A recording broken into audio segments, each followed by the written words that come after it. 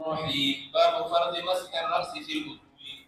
امام طحاوی رحمت الله علیه وایي چې په مسح الرأس کې مقدار مفروضه څومره ده؟ مقدار مفروضه چې ته اودس کوې نو خو په سر به مسح کوې دا یو اندام ممسوح ده او باقي اندامونه مغسول دي نو په څومره مقدار به مسح کوې؟ اول به درته یو دوه خبرې وکړم اتفاقي. یوه اتفاقی خبره ده چې د ټولو علماو په اتفاق او اجماع ده چې مسح په سر باندې بعضو علماو فرض او بعضو تعبیر په واجب باندې کړ. نو واجب خو په احکام شرعیه او کې دویمه مرتبه ده، خو دام تا ته علم ده چې واجب من حیث العمل فرض دي. من حیث العمل نو هغه چې چا ورته واجب ویلی دي مراد دا ده چې دا فرض من حیث العمل دی. ګوره او دا هغه چا ورته واجب ویلی چې هغه واجب او فرض یو غني، فرض من حیث العمل والاعتقاد وړ. منګه ورته واجب هم وایي فرض هم وایي، فرض من حیث الاعتقاد، واجب من حیث العمل. دویمه خبره اتفاقی داره چې استیعاب بالمسح دا منګه وایو چې دا سنت طریقه ده. استیعاب خو پیژنو ده، دا د مسح کیفیت ته جوړ کا نو ټول سر پکې راګیریږي که نه، له دې خوا بیا چې بیرته واپس راځي. دا استیعاب په داسې طریقه باندې مسح یو کس ودرېږي چې هغه ښه سړی او ډېر زیات مسح ښې کړي هغه وکړئ. تاسو زه خو ودرېدی نه شم که نه زه به ستاسو مخې ته راتله یو ته او دا به مې ورته غوسه وکړو، مونږ خو هر څه نه پرېوتو. ودرېږه بیا لږ.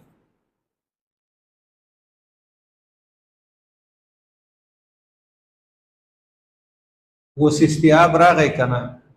دې خوا نه ناسیې نه لاړې تر څټه پورې، بیا قضالینو باندې بېرته واپس راغی. مقدار مفروضه هم پکې راغی او مقدار مسنونه. استیعاب الرأس ټول سر په مسح کې راګیر شو. دا دوه اتفاقی جزا کو. اوس خبره په دې کې ده چې مقدار مفروضه څومره ده. ابو داود کې مې لږ درته وویل. امام مالک، امام ابو علی جوبائی او دقرنګې امام یحیی دې ټولو رایه دار چې مقدار مفروضه کل رأس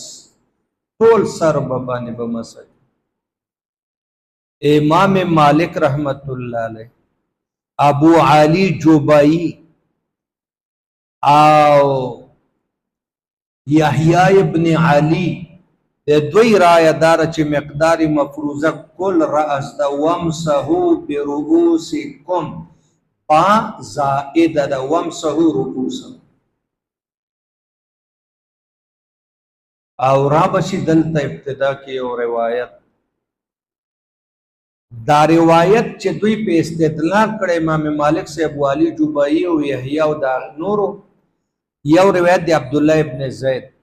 دویم دی حضرت کعب ابن عبد او دریم دی معاویه رضی الله عنه. د دریو روایاتونه استدلال کړی ده چې د ټول سر مسح فرض د مقدار مفروضه په مسح کې کل رأس برؤوسکم کې با زائده.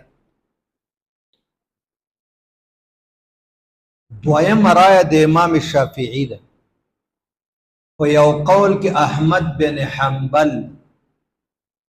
دوی وایي چې مقدار مفروضه په باب دی. او بل تاسو خو دا دوه یادې کړي دي، نور درته علم نشته. شته ده خو تاسو کتمان کوئ، من کتمان نه کوئ. سهار بخل مه کوئ، سخا کوئ. عبدالرحمن اوزاعی، حسن بصری، داود ظاهری د امام شافعی صاحب سره او احمد صاحب سره ملګری. دوی وایي چې مقدار مفروضه په باب د مسح کې شعرتون او شعرتین او ثلاث شعرات، یو ویخته یا دوه یا درې. باب برؤوسکم کې د بعضویت دپاره بعض سر باندې یو ویخته دوه درې باندې چې وکړه دا په ټول سر باندې مسح شو. مقدار مفروضه 3 شعرات کو. بیا تاسو د فقه وړو کتابونو کې جواب کړو چې یو سړی مخ وینځم 300-400-500 ویختان پکې لمدېږي بیا د مسح ضرورت ده چې دوه درې ویختان مقدار مفروضه ده. دا موږ تاسو چې دا سر مخ وینځو هم 2-3-4-500 ویختان پکې لمدېږي نو بیا د مسح ضرورت ده. امام ابو حنیفه رحمت الله علیه، احمد بن حنبل فی روایتین، امام ابو یوسف فی قولین. دا فی قولین می ولی ویل اوس پورې دی ویل فی قولین. دا دا پته شته چې امام ابو یوسف یو قولدار چې د نیم سر مسح فرض ده، هغه وایي چې د نصف الراس مسح فرض ده. وامسحوا برؤوسکم با تبعیض، بعض نه نصف الراس مراد. اوس پوه شوې بده نو څنګه ما درته ویل چې یو قول د ابو یوسف او امام محمد او امام زفر هغه وایي چې په بعد تبعیض د پاره د بعضو نه 4 قسمه تعبیرات راغلي په حدیثو. ناسویه راغلی ده، ربع الراس راغلی ده، مقدم الراس راغلی ده. ګوره ربع الراس، مقدم الراس، ناسویه او منبت الشعر چې کم ځنه عادتا ویختان په سر کې شته د دې 4 خلاصه ربع الراس. ربع الراس یو حدیث کې صراحتا ذکر ده، بلکې مقدم الراس ده، بلکې منبت الشعر ده، بلکې ناسویه ده. ناسیه هم 4مې حیثیت وي د سره ولګي. اوس په دې باندې پوه شو که نه؟ دغه مقدار مفروضه شو. بله مسله دلته پکې د امامې به بیا راشي. مسأله الامامه مې درته مخکې ویلې چې 2 امامین کبیرین محترمین نیقه مقام د مقدار مفروضه ګڼي، نیقه مقام د مقدار مسنونه ګڼي. ځکه د بعض سر مسح فرض ده او د کل استیعاب سنت. نو منګه امامه باندې مسح نیقه مقام د سنت وګڼو، نیقه مقام د فرض. او 2 امامین صغیرین محترمین هغه قیم مقام د سنت وګڼي او قیم مقام د فرض وي نه ګڼي. مقدار مفروضه باندې خو تاسو مونږ پوه شو سره کنه چې او د امام شافعي صاحب مذهب، د امام مالک صاحب مذهب، ورسره عبدالرحمن اوزاعي، داود ظاهري، حسن بصري، د دې ټولو درته معلومه شوه. او زمونږ د احنافو بیا 4 قسم الفاظ په روایاتو کې د ټولو رجع یو ټکي ته کېږي چې مسح د ربع الراس فرض ده. نو مقدار مفروضه په مسح الراس فی الوضو کې 4مه حصہ د 4مې نه پس ټول سر سنت. هغه بیا په پګړۍ لاس راکاږي او که په سر راکاږي، پګړۍ ښکته کوي خلاصوي، او که پګړۍ لاندې لاس راکاږي په مقدم الراس. ما درته ویلي ایمرجنسي کې په حالت د عذر کې، په حالت د اضطرار کې پګړۍ مه کوزوه، پګړۍ شاته که 4مه حصہ باندې مسح، یا پګړۍ لاندې لاس عین تر شا پورې بیرته مخې ته راوړه. او یو مسله پکې بل هم لانجمنه هغه داره چې دا مسح د سر بل مقدم الراس نه شروع کیږي که مؤخر الراس. ابو علی جبایی او دقه رنګ د دوی مسلک دا ده، دی وایي چې د مقدم الراس نه مؤخر الراس نه مسح سنت شانه به شروع کیږي، مخکې به راځي، شانه به مخکې راځي، مخې نه به شا طرف ته نه ځي. امدقه مذهب د وکیع ابن جراح هم ده، امدقه مذهب د حسن بن صالح هم ده، او امدقه مذهب د داود ظاهري یو قول نقل ده چې مسنونه مسح دا د مؤخر نه ده، نه د مقدم.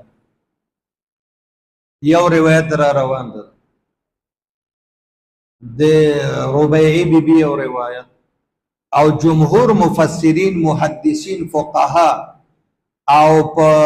امام حیثمی رحمت الله علیه په مجمع الزوائد کې چې د ربیعه بنت معوذ کم روایت ذکر کړي ابو علی جبایی، وکیع ابن جراح او حسن بن صالح چې مؤخر نه به مسح شروع کوي نه مقدم الراس نه، په دې باندې رد کړی ده چې دا نهایت کمزوري او ضعیفه روایت. امام حیثمی ډېر لوی سړی ده، مجمع الزوائد مصنف ده، د جرح او د تعدیل امامانو کې ده، هغه د ربيعي بيبي روایت چې د کې مؤخر الراس نه مسح شروع کیږي د ضعیف وي د جمهور مذهب دار چې مقدم الراس نه سنت خو کچا دا مسح د شال طرفه شروع کړه آیا مسح وشو کنه او وشو خو خلاف سنت وسه او سړی کې په داس کې ترتیب خیال ورسای اول په خي وینځي بیا لاس بیا مخ بیا مسح او داس وشو کنه او ترتیب خو زموږ ست په نسبت فرض نه شوافی او ته فرض مو په سنت وای په ترک د سنت خو او داس ته کېږي نه ثواب کې کمای راځي نو کمسم سنت د مقدم نه د جمهور وای خو چا مؤخر نه وکړه مسح وشو اگر کا خلاف سنت وای وبه قال حدثنا يونس وعبد الغني بن ابي عقيل واحمد بن عبد الرحمن قال اخبرنا ابن وهب قال اخبرني يحيى بن عبد الله بن سالم ومالك بن انس عن عمرو بن يحيى المازني وعن ابيه عن عبد الله بن زيد بن عاصم المازني رضي الله عنه عن رسول الله صلى الله عليه وسلم انه اخذ بيده في وجوهه للصلاه بما فبدا بمقدم راسه ګوره مقدم الراس دې ځای شروع وکړه الى مؤخر را تر څټه پورې ثم ذهب بيده الى مؤخر راسه ثم ردهما الى مقدمه قال مالك هذا احسن ما سمعت في ذلك واعمه في مسكن دا حدیث عام ده صحیح ده صریح ده په مسح د ټول راس کې دی باندې استدلال وکړ او ما درته ویلو چې د عبد الله ابن زید د کعب او د معاویه سره په روایتونو باندې استدلال وبه قال حدثنا ابن مرزوق قال حدثنا ابي صمد بن عبد الوارث قال حدثنا ابي وحفص بن غياث عن ليث عن طلحه بن مصرف عن ابيه عن جده رضي الله عنه قال رايت النبي صلى الله عليه وسلم مسح مقدم راسه حتى بلغ قزال پیژن قزالین دوری د سترګو نواله تر دغه ځای پورې د فصلل من مقدم عنقه وبه قال حدثنا ابن ابي داود قال حدثنا ابن معمر قال حدثنا عبد الوارث بن سعيد عن ليث فذكر مثله باسناده وبه قال حدثنا ابن ابي داود قال حدثنا علي بن بحر قال حدثنا الوليد بن مسلم قال حدثنا عبد الله بن العلاء عن ابي الازهر عن معاويه رضي الله عنه انه اراه وجود رسول الله صلى الله عليه وسلم فلما بلغ مسح راسه وضع كفيه على مقدم رأسه ثم مر بهما حتى بلغ القفا ثم ردهما حتى بلغ المكان سټ او بیا بیرته غزه لاسونه دا استاد د مولانا صاحب ولې چې کوم ځای مسح شروع شوی دلته بلاسونه را ورسېږي وكان الذي منه بدأ فذهب ذاهبون الى امام مالک او حسن بن صالح وکیع بن جراح دوی وای چې د ټول سر او ابو علي جوبایی فذهب ذاهبون الى ان مسح راس كله وعليه في وجوب الصلاه لا يجزئ ترك شيء منه وحده ويو ضرب هم نه پرې ټول سر باندې بمسح کوي ذلك بهذه الاثار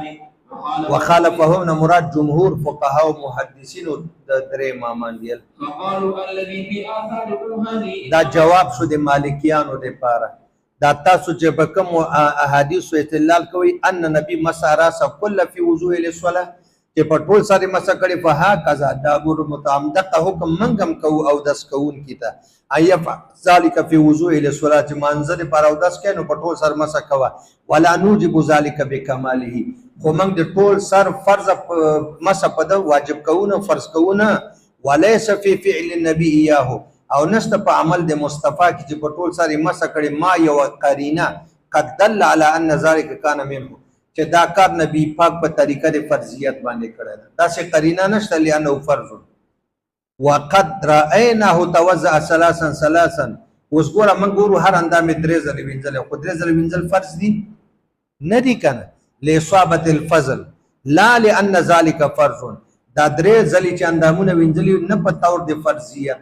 نو چې په ټول سره مسح کړي دا په تور د فرضیت نه ده لا يجو اقل من چې د دینه کم باندې مسح روانه ده ولكن منه فرض الربع باندې فرض ده ومنه فضل او د ربع نه زیات د کمال ثواب لپاره ده د حصول ثواب لپاره ده د کمال فضیلت په تور باندې کړي نه د فرضیت اوس پوه شئ کنه د جواب ورک مالکیان په جمهور ول وقد روي عن النبي صلى الله عليه وسلم من الآثار الدالة على ما ذهبوا إليه في الفرد في مسح الرأس أنه على چې بعض الراس او بعض نه مراد زموږ په مذهب ربع.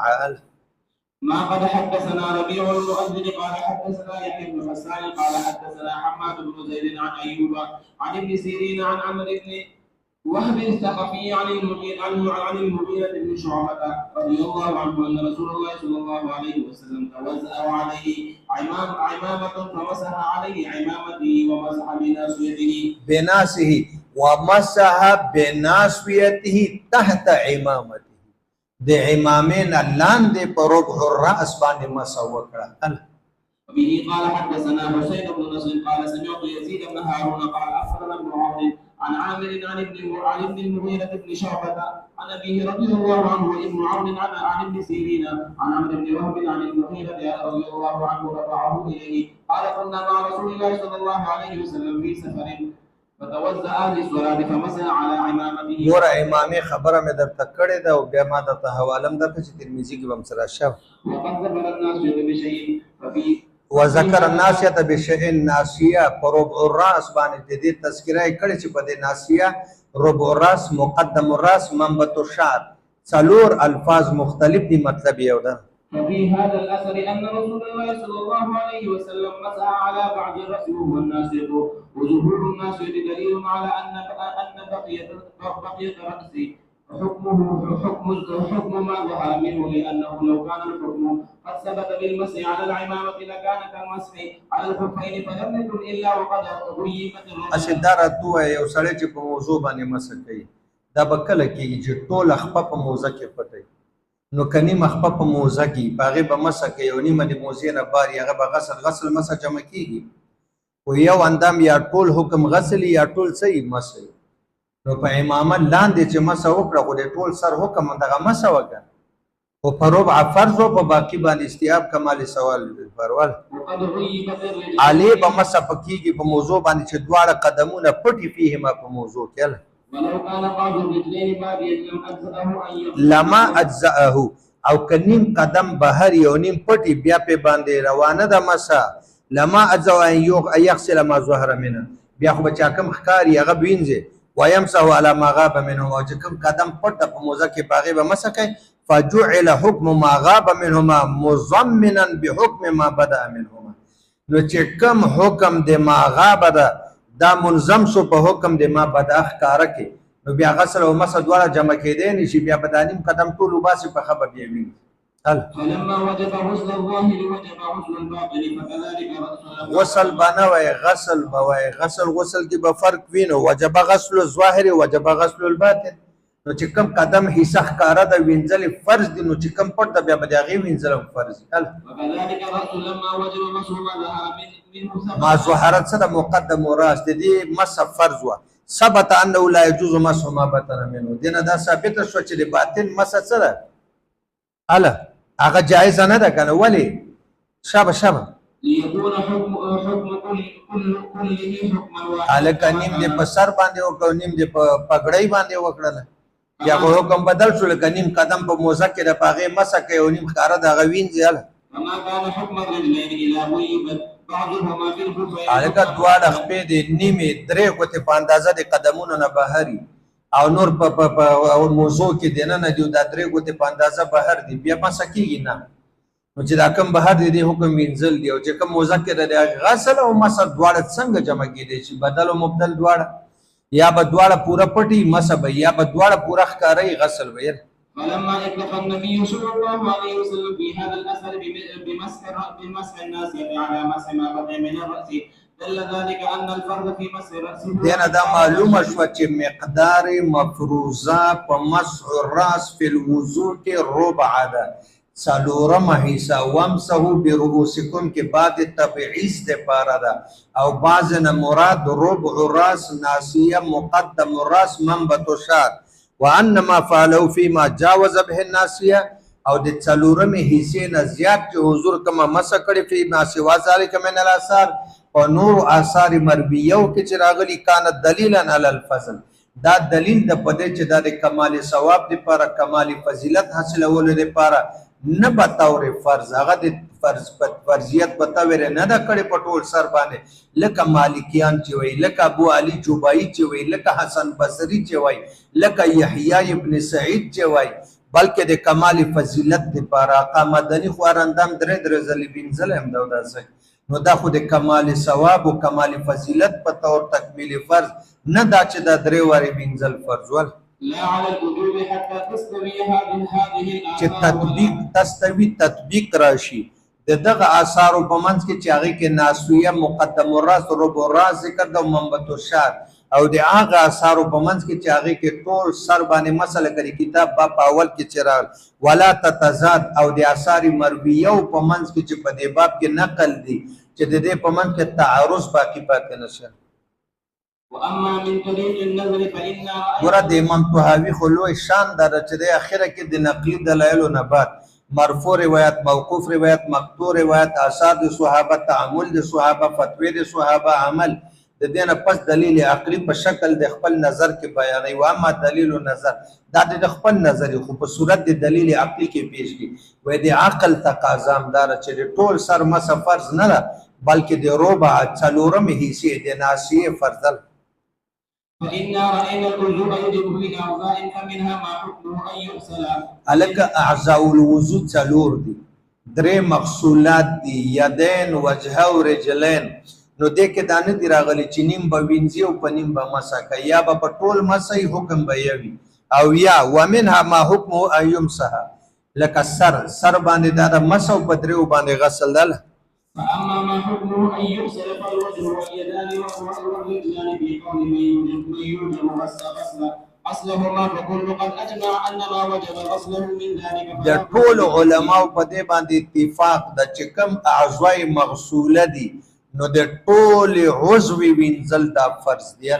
ولا يجزئ غسله بعضه دون بعض ګورا چې نیم وینځي او نه وینځي غوزر نه یو خو پټي دا زخم دا غبيله مسله وكل ما كان ما وجب مسو من ذلك وهو الراس او چې کم اندام دی هغه مس فرض دا هغه سر ده نو فقال قوم حكمه ان يمسح كل قوم نه مراد امام مالک قوم نه مراد ابو علي جوبایی قوم نه مراد يحيى قوم نه مراد ما درتول حسن بصری تم دا منسوب ده قوم نه مراد وکی ابن الجراح اوی تم دا منسوبا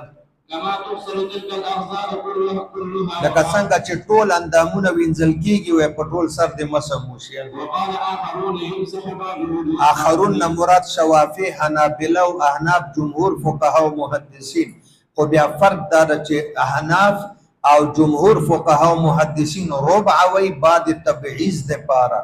او شوافی او حنابلہ فی قولن شعرتن او شعرتين ثلاث شعرتن فنظرنا فيما حكمه المسح الکه پرون می یو قاعده درته ویله چې ممسوح په ممسوح قیاس کول موافق القياس ده او ممسوح په مغسول قیاس کول مخالف القياس ده نو چې ته دلته پس په غسل قیاس کوي چې لاس مغسولاتونه د ټول وینځل کیږي مخ مغسولاتونه د ټول خپه نو دا چې سر په قیاس کوي چې په کاته په سر ټول سر باندې مسوي نو مسح خو دې په غسل قیاس کا غسل ایصال الماء عن العضو مسح امرار اليد المبتل نو مسح په مسح ولې قیاس کوي مسح چې موږ په موضوع باندې کوو ته رښتیا وایا دا درې ګوتې ورته په دې قدم ګوتو باندې کېدو کنه پورته راکاو په ټوله موضوع باندې مسح کو په بازي کوو نو چې ته مسح په مسح قیاس کا دا موافق القياس ده او مسح په غسل قیاس کول مخالف القياس ده د قیاس صحیح تقاضا هم ده چې مسح په بعض باندې کیږي او بعض نه مراد ربع الراس او بل اداره پټی ده یو پټی دی لګولې بس لګه حصہ باندې مسله پټوله پټی خو نشته کنه نو مسح په مسح ولې نه قیاس کوي موږ مالکیانو ته ابو علي جوبایی ته وکیل ابن جراح ته وای چې تاسو مسح راوړي په غسل قیاس کوي یعنی فرأينا حكم المسح على الخفين قد اختلف فيه فقال قوم يمسح ظاهرهما وباطنهما هو استیر شو کنه چې اعلی باندې به مسح کې که په اسفل او که په دوړ ول وقال آخرون يمسح ظاهرهما دا زمنګ مذهب د جمهور فقها ول دون باطنهما فكل قد اتفق ان فرض المسح في ذلك. په ټولو په دې اتفاق د چې مقدار مفروضه مسح په موزه باندې په بعضو باندې د په ټوله موزه باندې مسح نشته دون مسح كلهما فالنظر على ذلك ان يكون كذلك حكم مسح الرأس. اے کومنګ قیاس ته وګورو قیاس جلی ته وګورو قیاس صحیح ته وګورو قیاس موافق القیاس ته وګورو هغه هم د دې تقاضا کوي چې په سر باندې باید مسح په بعض باندې وي فرض په کل رأس باندې مسح فرض نه یم قياسا ونظرا على ما بينا من ذلك وهذا قول ابي حنيفه. دا خنازره او اولاد د ابو حنیفه د اقوالونو خبر نه ورتونه پیږي ته وګوره څومره مضبوط دلایل وایي. وقد روي في ذلك عمن بعد النبي صلى الله عليه وسلم ايضا ما يوافق ذلك. بالتابعين فتویم درته نقل کوي عمل د فتابعی درته نقل کوي چې هغه هم مسح په بعضو راس باندې کړی د واغې د فرض ویلي په کل راس باندې نه دا کړی. وبه قال حدثنا ابن ابي داود قال حدثنا عبد الله بن يوسف قال حدثنا يحيى بن حمزه عن الزبيدي عن الزهري عن سالم بن نبيه رضي الله عنه انه كان يمسح بمقدم راسه. زما بابا جان با په مقدم الراس باندې کوله سالم زما بابا جان داوی زهری د سالم نه سالم د ابن عمر بچای دا مقدم الراس نه زمونږ د فقه مذهب حنفي ثبوت هم دین امر درې مسلې د مسکه درې واړه د دینه ثابت شو. نن به ماته دوه نه کوي او چاته ډیر مکوي او پیر صاحب راغله